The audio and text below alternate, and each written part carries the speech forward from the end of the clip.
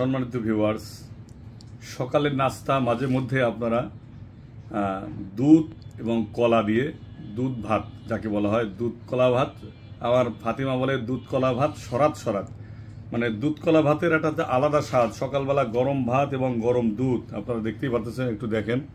এই যে দুধ, মানুষের জন্মের পরে আল্লাহ তাআলা দুধ দিয়ে বাচ্চার জীবনকে লালন পালন করেন। দুধ পৃথিবীর ভিতরে সবচেয়ে শ্রেষ্ঠ এবং দামি খাবার, ইন্টারন্যাশনাল এবং আদর্শ খাবার হলো দুধ।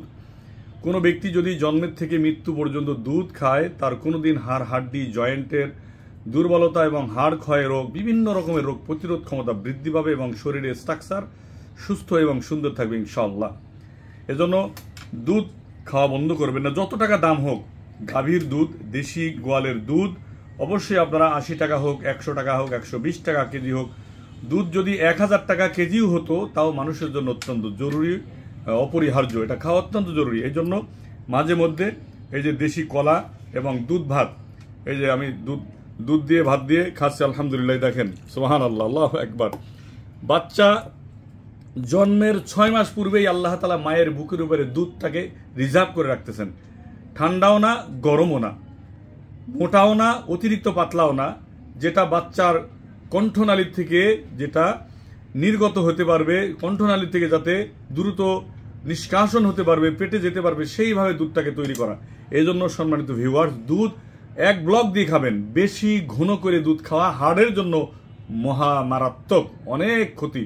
এজন্য দুধ সবসময় এক ব্লক দিয়ে, একটু পানি দিয়ে এক ব্লক দিয়ে দুধটা খাবেন, তাহলে ওই দুধটা আপনার কার্যকারী হবে। আর 2-3 গ্লাস খাওয়া যাবে না, সর্বোচ্চ 1 গ্লাস। এই যে আমাকে দুধ দিয়েছে দেখেন, অস্থির দুধ, অস্থির। আমি আগেই চুমুক দিয়ে দুধ আগেই খাই, ছোটবেলার মতন অভ্যাস। বিসমিল্লাহ, মাশাআল্লাহ।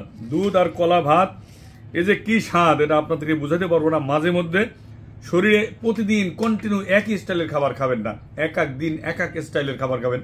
আমি যেমন আজকে সকালে পুদিনা পাতা, তুলসী পাতার রস, মানে এক মগ তুলসী পাতার রস খাইছি এবং কয়েকটা সুক্কারি খেজুর খাইছি, এখন দুধ ভাত খাচ্ছি।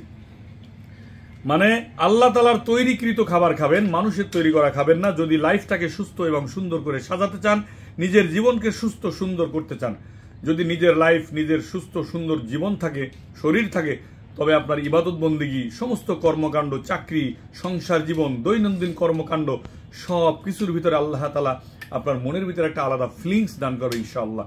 তো সুতরাং মাঝে মধ্যে অবশ্যই চেষ্টা করবেন কন্টিনিউ দুধ খাওয়ার জন্য। দুধ আপনার আমার জন্য অপরিহার্য। দুধের নহর হবে জান্নাতের ভিতরে, এবং দুধ দিয়ে আল্লাহ তাআলা জান্নাতীদেরকে দুধ খাওয়ার সুব্যবস্থা রেখেছেন জান্নাতে।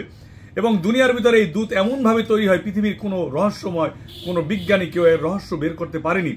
যেই গরুতে 20 কেজি দুধ হয়, ওই গরু যদি দুধটা বের না করে গরুটা জবাই করা হয়, ওই গরুর বানের ভিতরে, ওলানের ভিতরে 1 ফোঁটা দুধ পাওয়া যাবে না। আল্লাহু আকবার।